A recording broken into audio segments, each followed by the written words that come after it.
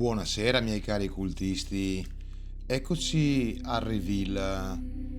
Io sono Peter, sono l'ideatore di Culto di Venti e sono un grande appassionato di giochi di ruolo. Ho avuto un periodo di silenzio perché ho vagabondato nel deserto della mia mente per 40 giorni. Ho avuto modo di riflettere su una serie di video che ho visto. Devo ringraziare Anson per questo. Non so se ho trovato la mia via, ma ho trovato la forza di fare questo video e spero possa interessarvi. Non sono sicuro possa piacervi. Di cosa parlerò? Chi sono io? Beh, io sono un custode della soglia, un gatekeeper in ambito ruolistico in generale.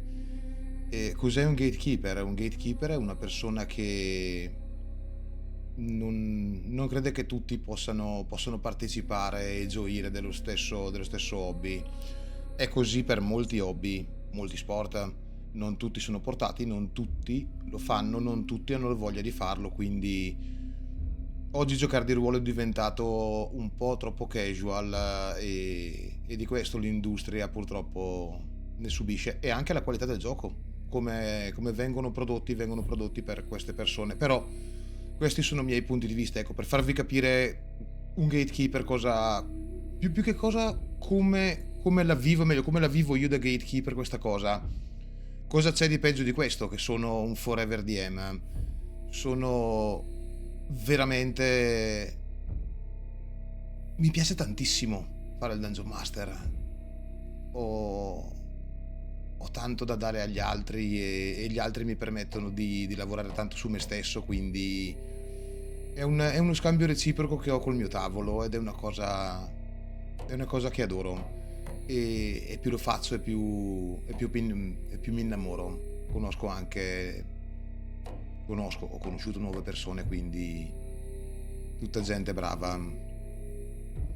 A chi può essere utile questo video? Cominciamo ad andare avanti, se no mi perdo. Io spero che sia utile, primo, a chi vuole approcciare il gioco di ruolo o RPG, come andremo a vedere, perché a volte lo si approccia con un'idea e con uno spirito sbagliato e poi ci si scontra con la dura realtà di quello che è un gioco di ruolo e, e si creano disagi, la gente porta poi pessime esperienze in giro. Il gioco di ruolo purtroppo non è quello, o per fortuna non è quello. Può essere utile invece a chi è già dentro per avere un confronto. Mi piacerebbe sapere anche altri punti di vista. Sono aperto, però ho sempre il mio punto di vista che difficilmente cambio. Però sentire altre opinioni non mi fa male, anzi, spesso mi ha aiutato a fortificare alcune delle mie. Purtroppo sono arrivato qua, voglio fare questo, perché sono arrivato a paragonare la situazione attuale dei giochi di ruolo. Passate un po' questo paragone a quelle spiagge paradisiache che vengono abusate dall'ignoranza del pubblico e poi per essere preservate e protette devono essere circoscritte e arginate, quindi la vedo un po' così la situazione. Nella mia testa mi sento un pochino come Enrico il Rosso, se non mi ricordo male, quando Ashley dice sei il padrone di due sole cose, del cazzo e della merda, e anche di quelle per poco. Quindi, detto questo, la parte dirante è andata. Ora andiamo alla parte un po' più tecnica, quella che mi piace. Anche la musica sotto mi sembra incalzare giusta, quindi RPG. Cos'è questo RPG? RPG, o gioco di ruolo, nasce in America, quindi dobbiamo capire da dove arriva e come si gioca. Dopo, il tipo di gioco americano e quello europeo cambiano per alcuni aspetti, però il gioco di ruolo nasce là e quindi facciamo fede all'origine della parola e non alle traslazioni italiane, dove in italiano gioco di ruolo non prevede le tre parole, ne prevede solo un paio, quindi non l'abbiamo persa. Cosa c'è da sapere di importante di gioco di ruolo RPG? Primo, sono tre parole, quindi è una trinità, ma proprio come una trinità, tutte e tre esistono allo stesso tempo in un unico corpo. Andiamo a scorporarlo un pochino. Ruolo. Indica la parte o funzione che un giocatore assume all'interno della finzione. Siete il Dungeon Master? Un protagonista? Una comparsa? Starete in prima linea? Sarete voi quelli che fronteggeranno il pericolo? Sarete nelle retrovie a controllare, difendere, assicurare che tutto fili liscio? Sarete il supporto, le persone tampone, a reggere la prima linea e a proteggere le retrovie?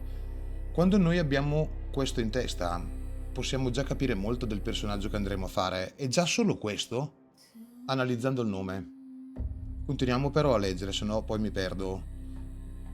Per giocare dovete indossare i panni di un personaggio, un alter ego narrativo con caratteristiche, personalità ed una storia regolate dal gioco.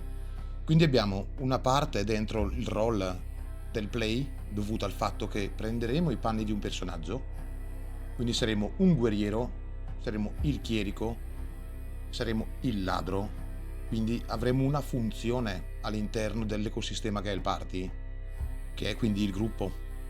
Noi giochiamo in gruppo per essere un gruppo, non per andare da soli. È una storia regolata dal gioco, che vediamo tra poco, però compare il gioco, ci sono delle regole, il mondo ha delle regole, la stessa ambientazione ha delle regole, cose sì, cose no, combinazioni permesse, cose non ammesse.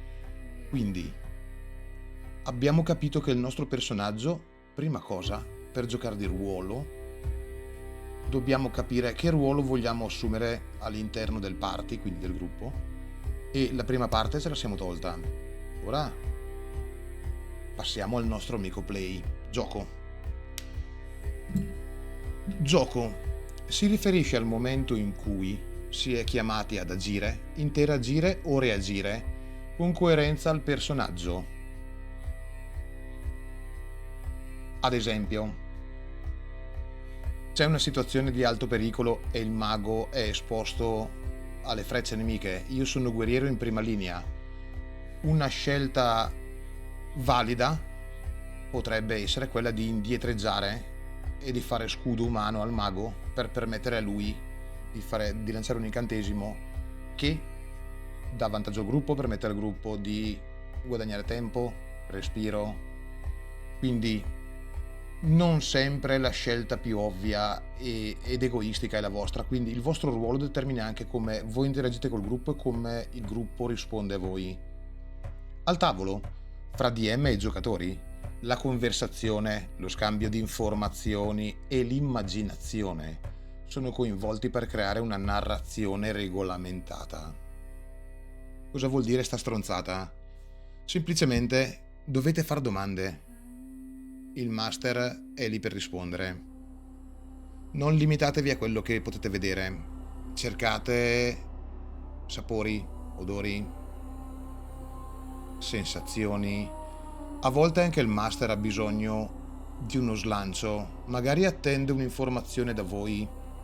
Non aspettate di essere sempre imboccati, cercate un pochino il gioco, cercate il vostro gioco, siete guerriero, cercate le rogne, siete il ladro, aguzzate la vista per le trappole o per i tesori, siete il mago, ci sono stanze che a volte sfuggono alla vista comune, voi avete le soluzioni a questo problema. Quindi, però tutto questo fa parte delle meccaniche, le meccaniche poi definiscono come il ruolo viene giocato. Quindi, passando alla terza parte, il game, e quindi chiudiamo la descrizione di roleplay game, ovvero game inteso non come gioco che è play, la parte interattiva è il play, come nei videogiochi, premi play, non premi game. Game di solito sono le impostazioni o new game, quindi robe di sistema. Game inteso come sistema, ovvero la presenza di regole, meccaniche, dadi o sistemi determinano il successo o il fallimento delle azioni intraprese dai personaggi durante il gioco. Cosa vuol dire?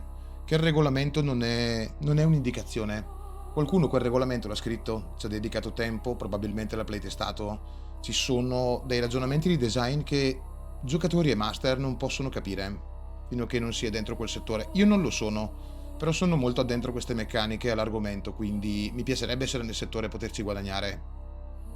Però sono contentissimo del mio lavoro. E one die to rule them all, come dice qua sotto, è perché i dadi importano. Quindi D&D, per dire sistema di riferimento, usa il semplice di 20. Tirare il di 20 o 2 di 10 non è uguale.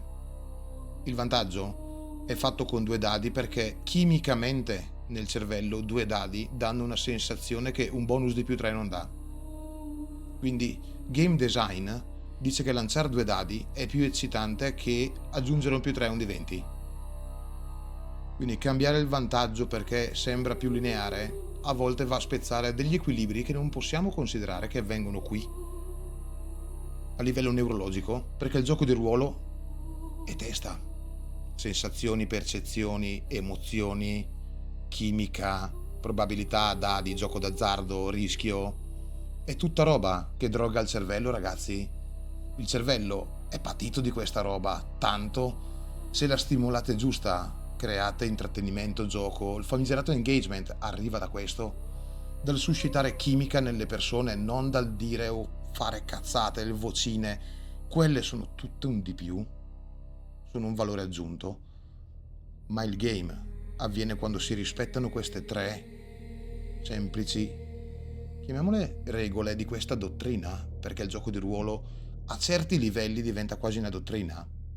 E mi riferisco a 900 pagine divise in 3 manuali, di cui chi legge tanto legge il giocatore, se si è fortunati si arriva al master, i mostri, tanto quelli ci sono.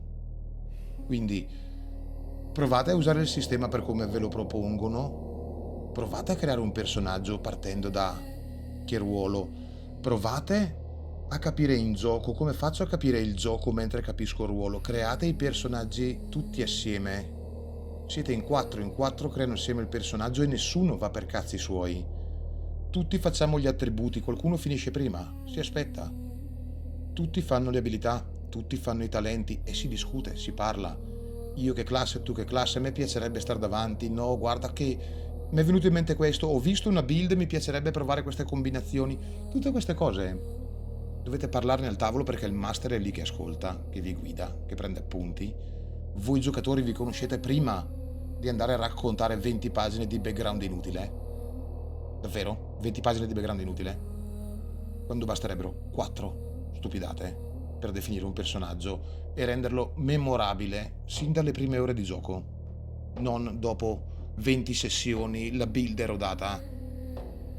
Quindi con un po' questo amaro in bocca chiudo questo discorso.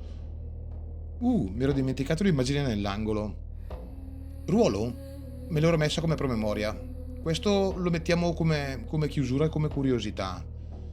Per ruolo molte volte sentirete nei video o sui forum o la gente: a me piace ruolare. Dimenticatevi che sia sta roba. Chi dice ruolare è perché impropriamente usa la parola a me piace interpretare, che vuol dire dedicare molto tempo al suo personaggio, molta immersione.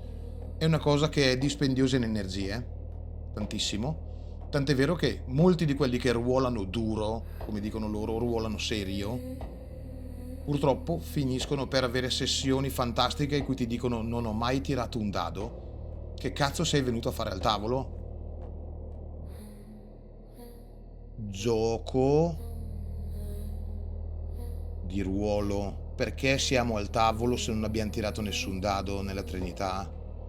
Che ruolo ho avuto io? Abbiamo parlato solo a livello narrativo e non sono stato incisivo per niente se non per le parole che ti ho raccontato, perché non eravamo al bar a raccontarcela, perché non abbiamo fatto un LARP, gioco di ruolo al vivo. Altro discorso da aprire con i Kainiti, poi ragazzi, sono stato parte integrante di quell'ecosistema e ho dato il via a una muffa sul mio muro di quelle robe.